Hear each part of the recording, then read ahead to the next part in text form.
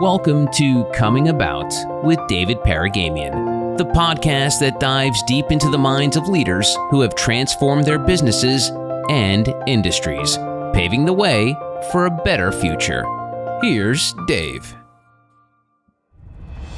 My first guest is Chris Kuenne, who is a person who has worn so many hats in his career. I can't wait to dive in and chat with him. But just to set the stage for you as the listener, Chris has been a brand manager of one of the largest brands in the US.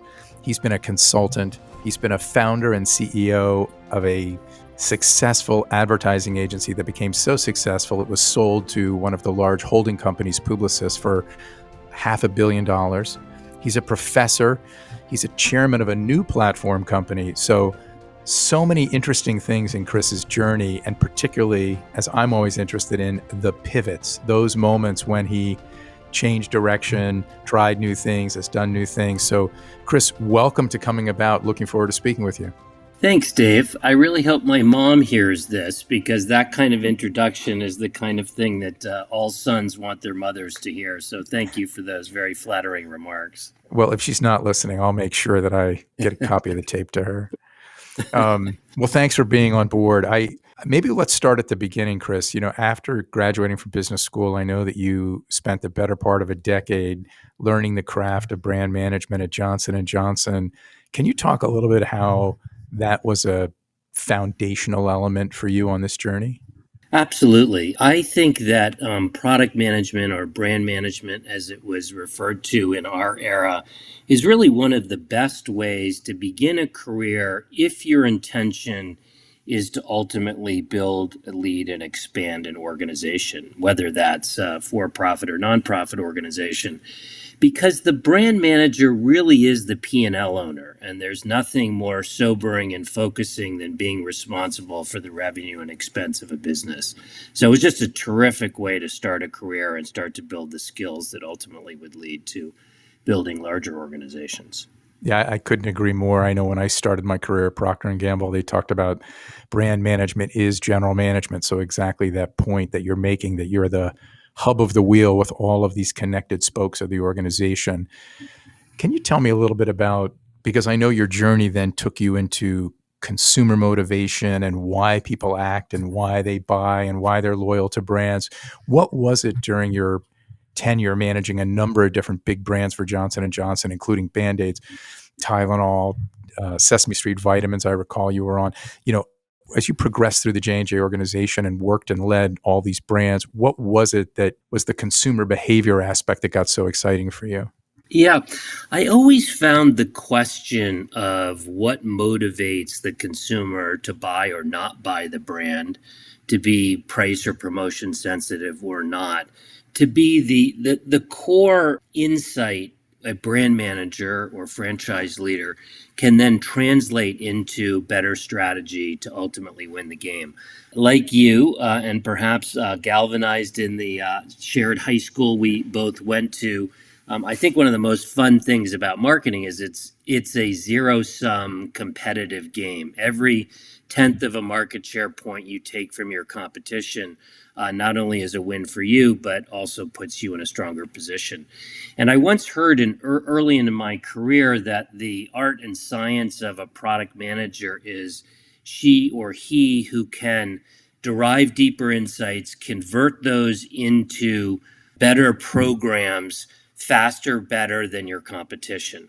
And so I was drawn to the why question of marketing very early on and used it really in each of my brand management assignments to restructure, reconceptualize, reposition brands for growth. And so I can't really explain why it happened, why the why happened. But it really was something incredibly appealing to me, because a little bit like a battle, the battlefield knowledge of where your competition is and where you stand really can make the difference as to whether you win or lose that battle. And I see marketing very much in that same context. So let me grab that thought about trying to understand the why consumers act the way they do, why they buy, they repurchase, they switch brands, or they don't. And the metaphor I'll use is because I've been so steeped in the healthcare business all of my career, it almost sounds, Chris, like, in healthcare, originally, we could take an X-ray, and that was the best radiographic evidence we had to take a look at your lungs or your spine or whatever. And of course, as we all know, technology has leapt forward. And so now when a clinician really wants to get a good diagnosis, he or she is able to go way beyond just an X-ray.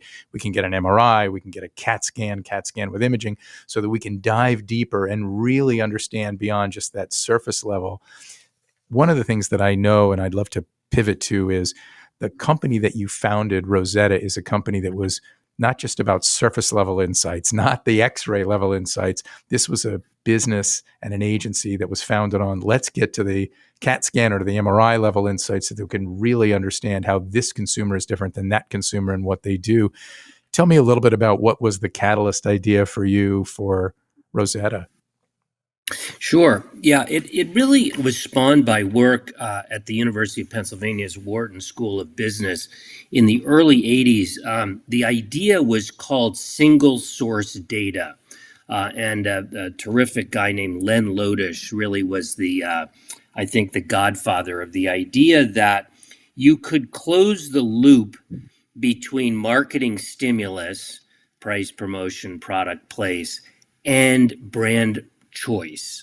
And this caused both Nielsen and IRI to develop panels that allowed you to look at a sample of consumers in a given category, such as the pain reliever category, and identify all of the potential stimulus for outcome and then all of the outcomes. What's happened over the last really 40 years since that original idea was developed is that our analytic techniques and research techniques allow us, similar to the march from X-ray to CAT scan, the technology continues to progress so that we can understand the relationship between cause and effect. And for a guy who's sort of curious about the why of consumer choice, it's been an incredible honor and fascinating journey as the data gets better, the techniques get better, and ultimately there's greater clarity. I will put a footnote on this, though, and that is that today's digital marketers have not been trained on the question of why. And I'm very troubled by this now as a kind of senior member of the marketing community, because they often believe that you can just test or experiment your way to a level of understanding, which is not really true. It would be a little bit like, I'm not sure where in your body it hurts, so I'm just going to continue to hit you with the CAT scan from your toenails down to your hair follicles, and eventually we'll find what ails you. And so I think we're at a very interesting juncture as we take all of the data and all of the techniques and hopefully the right question, which is, why did that consumer buy that brand? Or why does that consumer share his or her requirements across 3 brands using different brands in different circumstances? We're now in a position to understand that, but ironically, the tools are ahead of the users. And I think one of the key lessons that you and I and our generation have to share or should share with the younger members of the marketing community is, don't forget how important the why question is, and keep asking it until you're certain that you understand brand choice. Yeah, I other than the fact that you called us senior members of the community, unfortunately, for the listener, it invokes certain gray-haired images. But I'll dispatch with that part. But I think your part about the really understanding the why gets to one of my sort of personal pet issues here with brand management and marketing today, right? Which is so many folks want to jump to the end result, the creative surface that they can't wait to produce and put into the marketplace. It is attractive. It is sexy. It is fun to shoot commercials. It is fun to see them on broadcast television and in other surfaces. But it's the homework up front. It's really understanding the customer, understanding the segments of the customers and how this customer is very different than that customer, even though demographically they may look the same. Their behaviors are very different. And I think it's that homework piece that you're talking about. And it sounds like that was one of the core tenets of what the Rosetta agency was all about. Yeah, absolutely. I think, well, I've never been a creative. I think the best creatives do their best work when they have a brief that addresses the question of who are we talking to, why and in what context do they make a brand decision, and what is there, as you and I were trained, the accepted consumer belief? What is it that that consumer believes before he or she is introduced to the message or the offer or the product? And so in order to create great communication, you really need to do exactly what you said, which is to do the homework. And when you do the homework, that allows you to build the better brief that builds the better communication. But there's one other really important and sort of dirty little secret that everybody likes to quote. The famous John Wanamaker, I know that half my advertising doesn't work. I just don't know which half. The reality is that about 95% of advertising doesn't work, partly because there's only about a third of an addressable market that's actually going to respond to a given brand's positioning and messaging. So a very important part of this process is answering the who question. Who is it that we are trying to influence with our communication or our program? And then be wickedly disciplined in speaking just to their hot buttons, not letting it spill out to everybody else because it'll be far less compelling. Right. No, that is truly next level marketing. I wonder if, just to make sure we don't get you and I too far down the marketing brand manager rabbit hole here, I want to pull us back up a level here about the company that you created and founded and ultimately sold to Publicis, Rosetta. I know that that's a business that in initial stages you were heavily focused in the healthcare vertical, but that ultimately when that business, after a decade and was sold to Publicis, it was a business that had verticals in financial services and consumer packaged goods and automotive and healthcare and pharmaceuticals. And I wonder whether, you could help us from the entrepreneurial standpoint. Sometimes I think people think that the entrepreneur has a playbook from day one that ultimately gets played out over 10 years. And I know sometimes life is a little more serendipitous than that. I guess we'll never know whether Jeff Bezos really intended to sell more than books or not. But I wonder, when you started Rosetta and you started applying this to the business that you knew so well, having come from Johnson & Johnson, were there any ahas or pivot points that took you to some of these other verticals?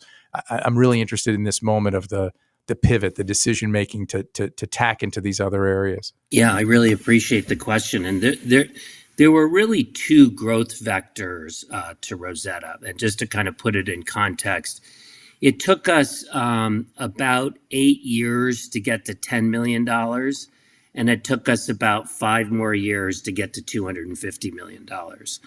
So the two moments of truth were, first, the realization that this technique we had developed, and it was really a consulting technique that we branded personality-based segmentation, and as you said, started in healthcare, we discovered pretty quickly that it applied equally well to other verticals where the market had a broad range of preferences which drove the economics of that customer. And as soon as we discovered that not only does it work in healthcare, but as you said, it works in financial services and consumer technology and consumer packaged goods, that was one growth vector, moving across verticals.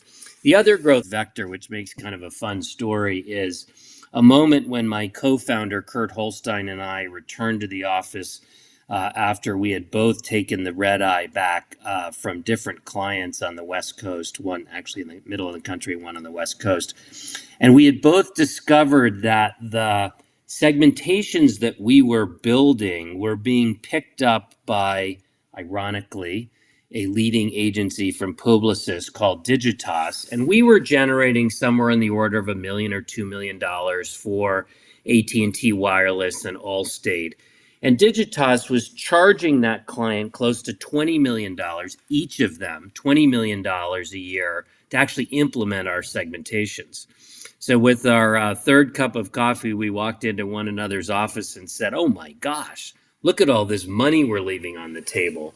And within a couple of years, we then did one of the scariest things any entrepreneur could do, and many smart ones never would, which is we mortgaged our houses to make our first acquisition. We personally guaranteed a $10 million loan to buy a $10 million agency.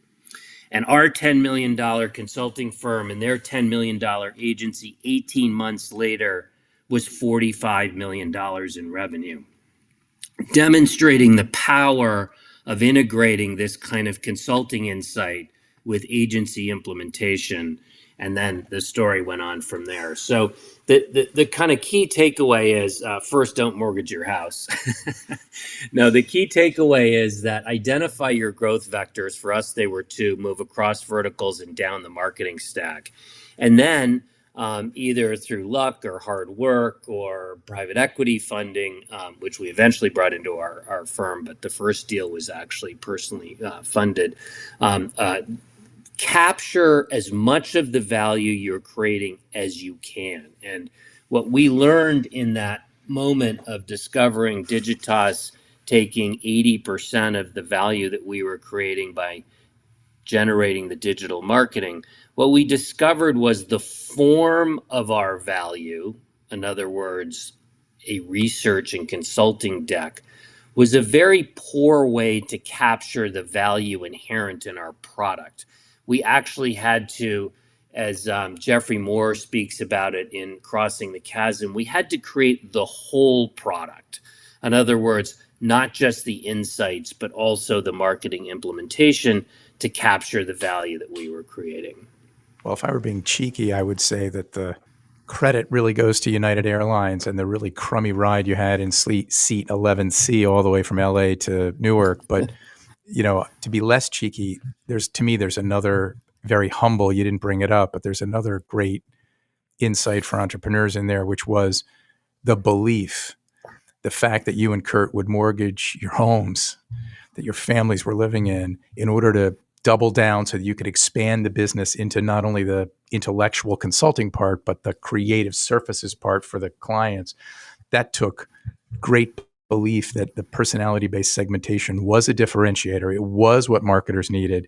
And so I wonder if for the listener that the real takeaway here is that it was not only a great idea, but then it was that moment where, and I certainly feel this way about my own personal and professional life, sometimes you just need to tack into the wind because you believe it's the right thing to do. You know it's not going to be easy, but it's the right thing to do and you have to do it.